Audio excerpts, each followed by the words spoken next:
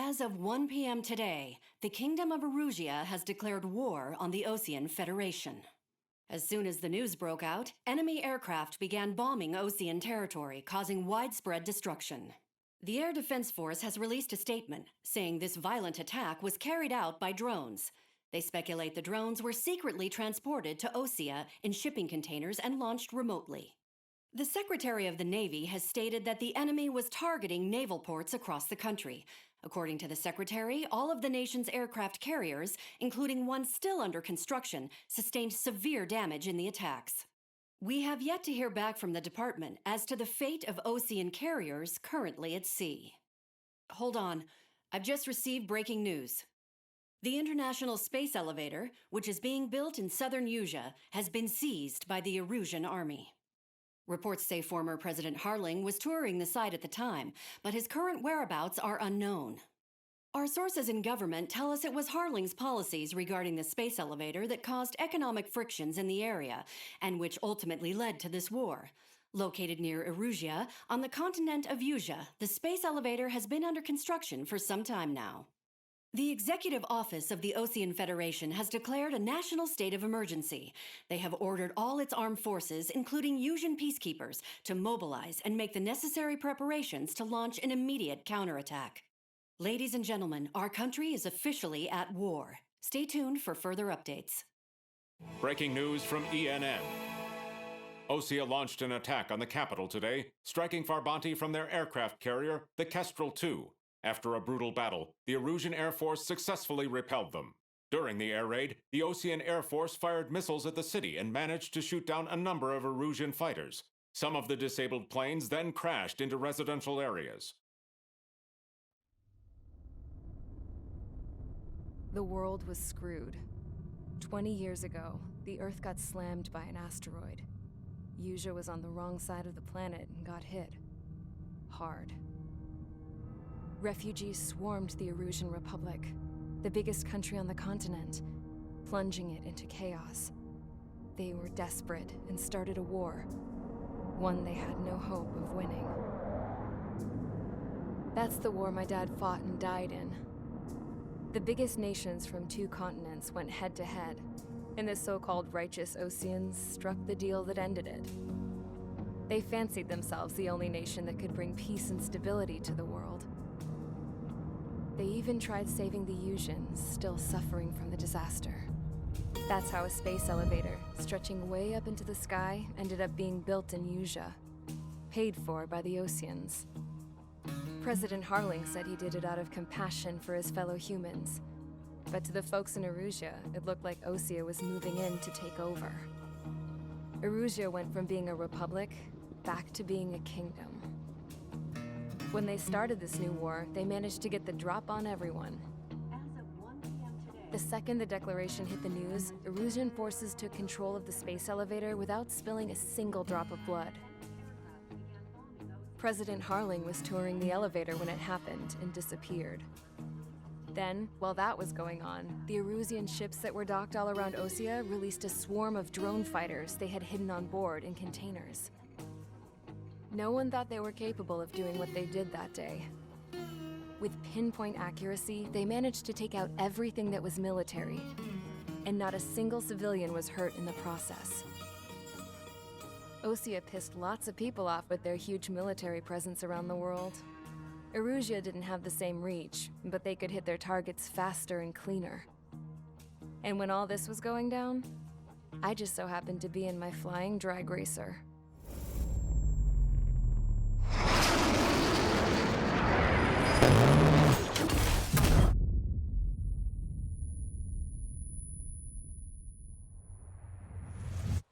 In case you were wondering, yeah, I survived. I crashed in a bombed-out Osean Air Force base, then got arrested for breaking wartime aviation laws or some crap.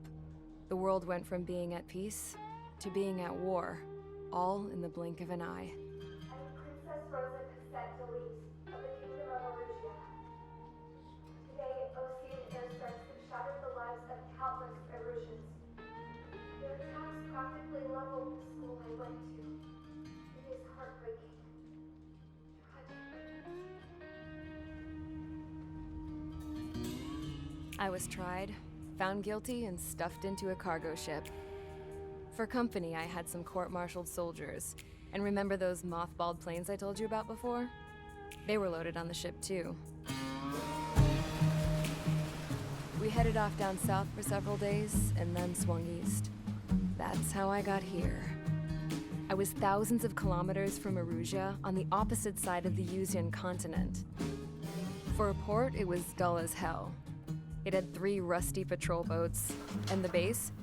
The fences were topped with razor wire, the tower had a searchlight and machine guns, and a truck with a gun turret was parked in front of the gate. Its gun was aimed at the yard. This was a prison.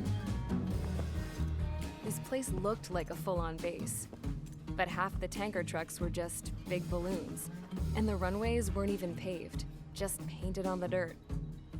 The whole place was just one big fat lie. The only reason I was here is because they knew I'd restored a supersonic plane. They wanted me to make something out of the mothballed planes they brought, that they could park on the fake runway. Can you believe that shit? So, I tried to escape. They found out, and set the dogs on me.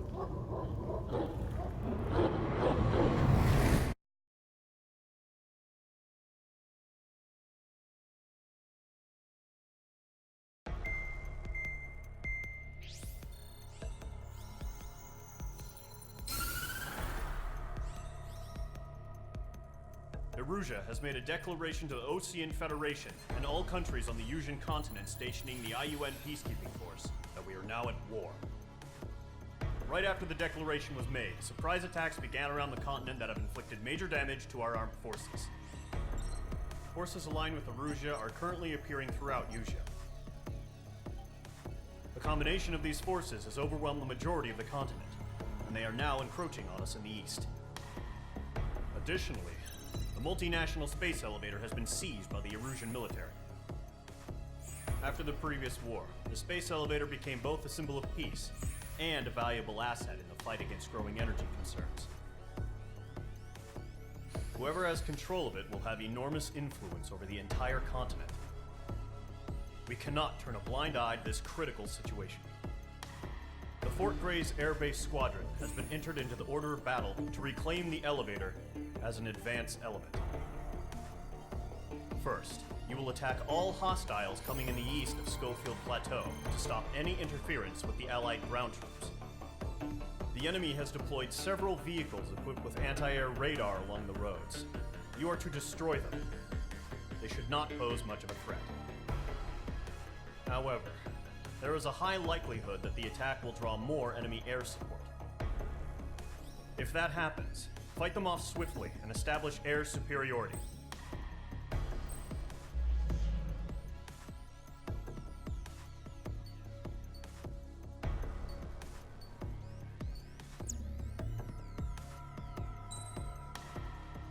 Alright, so that was like 10 minutes of exposition. So welcome back, guys, to Mission 2 of the Ace Combat 7 Skies Unknown Let's Play.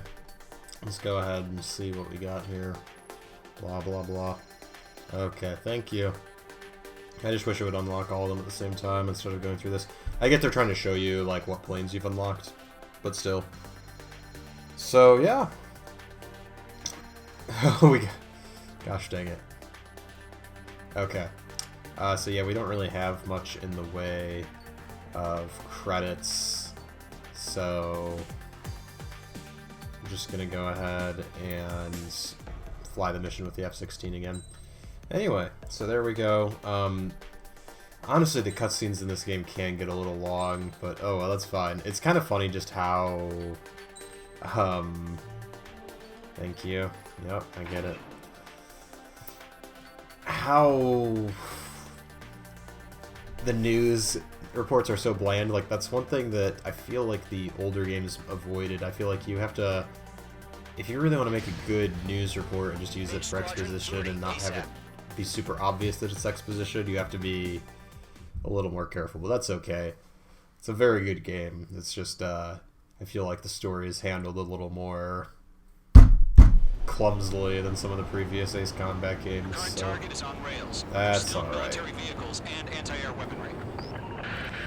Anyway, here we go. Back to the beautiful gameplay. Oh yeah, that was the other thing, what they say, not a single civilian was harmed in the process of the gigantic military assault that Erusea launches on Osea. It's like, yeah, that's just not gonna happen, man. Like, for sure someone got hurt if you're launching an attack on that scale.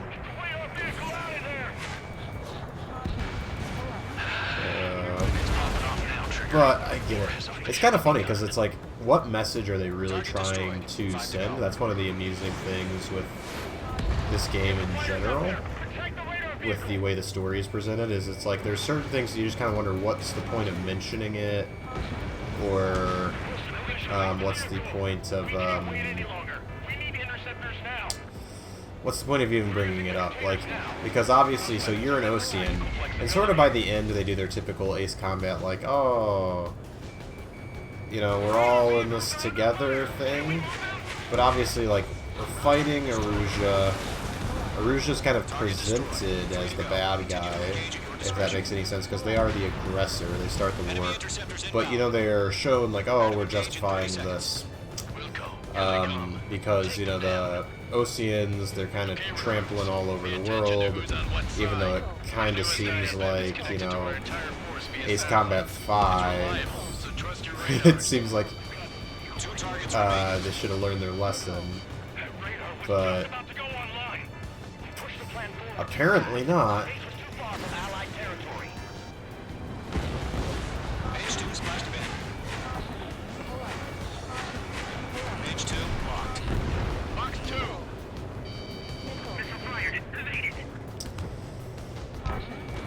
Because now it's like, you know, we're styling Osea as like the United States, essentially, of the world, which I get. You know, Osea has always kind of been portrayed that way. But like, you know, Ace Combat 5, it's all like, by the end of that one, it's like, oh yeah, we're all, you know, we've all got to be one big global community. We're being tricked into these wars, you know, by the Balkans. So you kind of do get into this amusing situation of like, wait, so President Harling and like, or whoever the president after him, I guess, you know, in 10 years, because this game takes place 10 years after Ace Combat 5, like, Osea has apparently just gone back to being like, you know, this big military all over the world, apparently. So that's kind of amusing. And then, like, but they're not really saying it's bad, because, you know, it's, I think it's just one of the things, like, I don't know if they're just saying, like, oh yeah, people just start wars for reasons, and, you know, they're all justified in their own mind, but it always is going to lead to ugliness. Oh, the other throwaway line, I made a video about this, is, if some of you remember, if any of you are still here from those good old days a couple of years ago when we were just speculating wildly about this game. They just kind of mention there randomly, like, oh yeah, you know, they went from being a republic back to being a kingdom. And it's like, well, I guess, why? Like, you know, that's just like a amusing throwaway line that they have in there, and it's like, well, how did that happen exactly? You know, we don't know much about historical Erusea, so I mean, we can assume it was a kingdom previously, but like, you think if they were, you know, is the royal family really still around and have enough clout that they are like, yeah, they should be in charge again now? Like, it's kind of one of those interesting things, like, why do we have kingdoms? Why can't it just be like a republic or whatever, and then the, you know, the female Erusian leader character that, you know, Rosa Cassette-Delise, she could just be like the first lady or something. Like, it's interesting, like, why did they have to specifically bother to be like, oh yeah, it's the kingdom now? just because we felt like it, because we wanted to have a princess character, you know, because that's how we do it. Or it could be like, you know, sometimes, you know, countries that are down on their luck, they look for like, people look for like the strongman leader sometimes. You know, if you just look throughout history, if people are disenfranchised, if they're feeling like they're being trod down upon, you know, if the economic situation's not good, they can be like, we need a strong leader to fix this, and you could say a king sort of fits that bill, sort of. Oh my gosh. Great dialogue games. Okay, so the I've got him in my sights. you know, it could have just gone back to being like some sort of nationalist fascist regime like it was, you know, pretty short time ago during, you know, the events of Ace Combat 4, basically. So, All right, who clean up that knows? last radar vehicle. There's nothing in your way now. Alright. Page 2 locked. That was the last radar vehicle. Great Look work. at these pretty Go over to sensors. see the Erusians' faces now. So you actually can see your character more in this one than in previous Ace Combat games. Because, look at, we've got legs, and they actually move when we hit the rudder pedals. That's kind of funny. Alright. Page 2 One of these locked. explodes very brightly for no reason, if I remember correctly. It's kind of amusing. Redo the setup. Write your manuals in a language we can understand. Launch preparations complete. Well, that's pretty cool. Clear 15 meters. Hostile. UAV Okay. ready to launch. Away. Oh, come on. I wanted to kill the rest of them. Okay.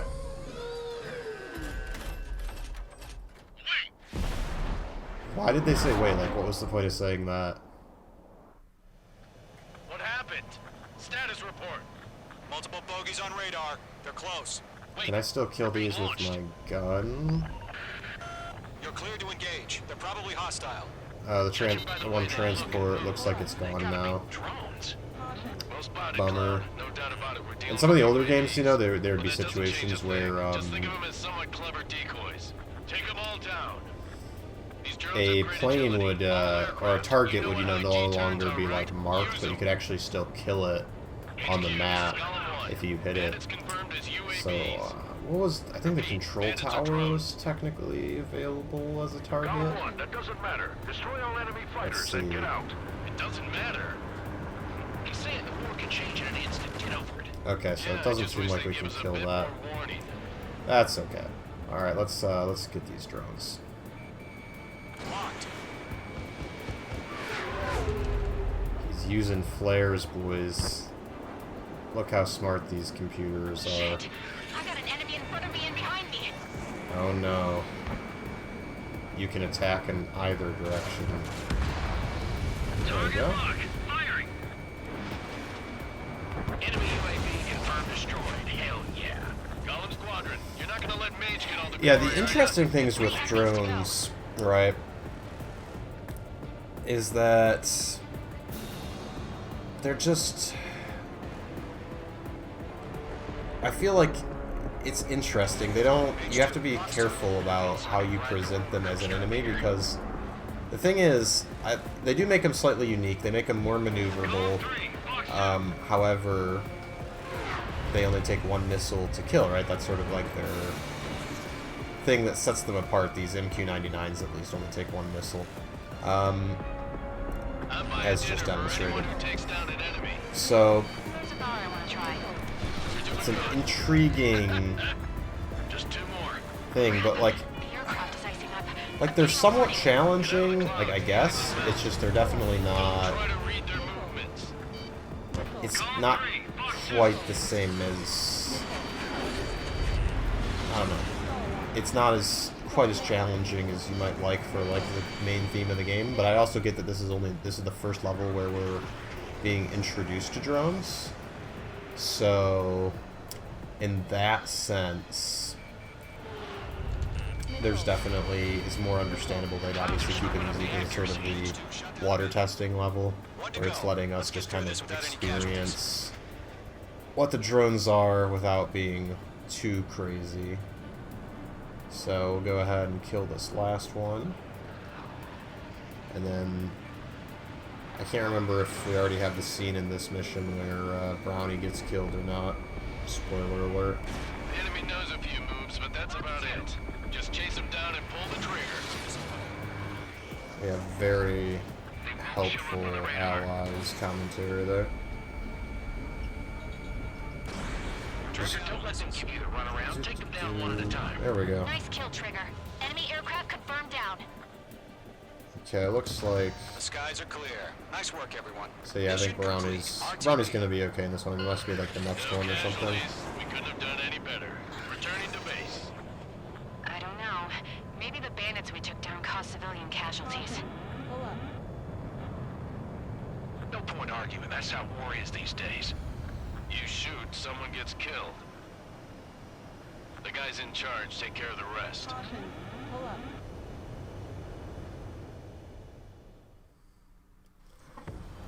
I'm not sure if they're trying to portray them as insensitive or just realists, honestly. Alright. We'll go down to the sort of our debriefing here, see how things are going. Basically about the same amount of gameplay as there was You've given us actual air superiority by exposition, destroying their so radar. that's great. The first barrier keeping us from retaking the space elevator is gone. It's also funny how they show Now's the Erusia time just to group taking up over and the begin the whole continent counteroffensive. basically Let us in like reclaim what is 2 ours. minutes. It's kind of great. There's not even like any missions where you're doing like covering a fighting retreat or anything. Ace Combat loves their enemies where they just kind of like immediately take over and then you just have to fight them back for the rest of the game. At least this one's a little bit different, which I appreciate. So let's keep going here. Alright, so cool. So that's mission 2, guys. Thanks for watching. Have a nice day.